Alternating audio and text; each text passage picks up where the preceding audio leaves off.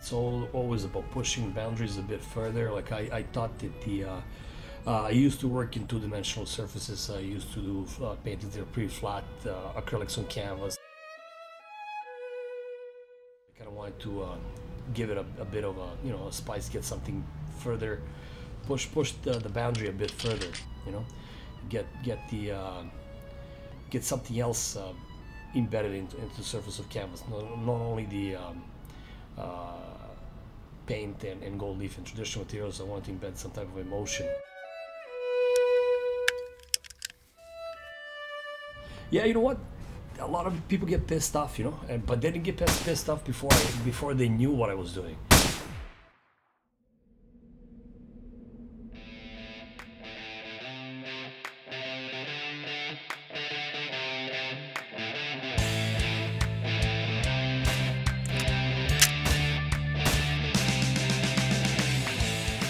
First time I shown painting done with bullets was the painting of Jesus Christ called Whole Jesus, and it was my first show with that type of work was at the St. James Cathedral.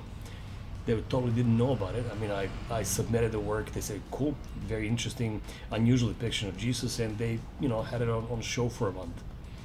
And well, I guess I never really wanted to push any buttons and didn't tell anybody about the how it's done. They loved it. So the story kind of leaks right after, because people keep asking me, hey, did you do this with a pen? Did you use an airbrush? The last thing that would come to their mind would be that I actually used a weapon. After that story leaked, then I had to explain it, and it ended up being more about guns than about art. Everybody's asking, hey, what kind of gun did you use? What kind of ammunition? Why are you using this? And it was all about the gun control at the end. And I kind of wanted to stop that. I'm not into that. I'm not an activist, anti-gun activist.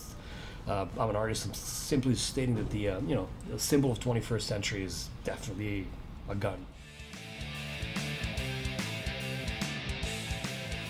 Using weapons on frescoes was an amazing event, and the effect was like unbelievable. If you take away the religious part, the part where the object's being desecrated, it's actually very, very beautiful. I was in the Army when I was like 18. That was before the war. Did a year in service. It was special forces, jumping out of planes and stuff, and I had a full kind of year of training. I was 18 back then. It was just before I actually went to the university, and it wasn't really my choice. It was either that or 10 years in prison. So yeah, I took the Army. Drawing, painting, sculpture, all the traditional stuff. It was done back in Yugoslavia for 2 years. Then I moved up here to Canada, and I did my training. They had to do like all 4 years again, all over again at the U of T and Sheridan College. And most of my stuff was revolving around conceptual art.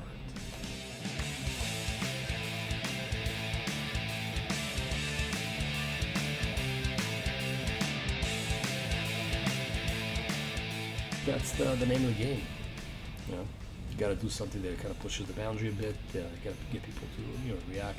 There's this effect that makes you feel uneasy if you know about it, but if you don't, if you look at the painting, it should be aesthetically pleasing. And bullet marks are for me just an integral part of the composition.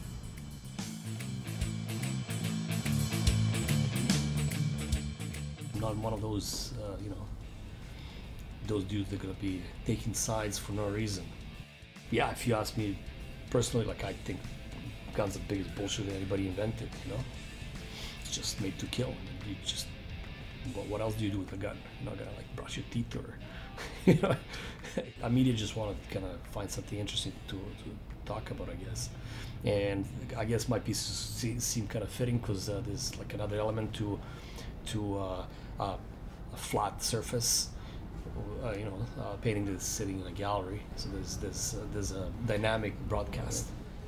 So would they be talking about negative or positive part? I think they're mostly commenting on what I've done. Yeah, they try to push me into the area of me saying that I'm an anti-gun or pro-gun, but I'm an artist.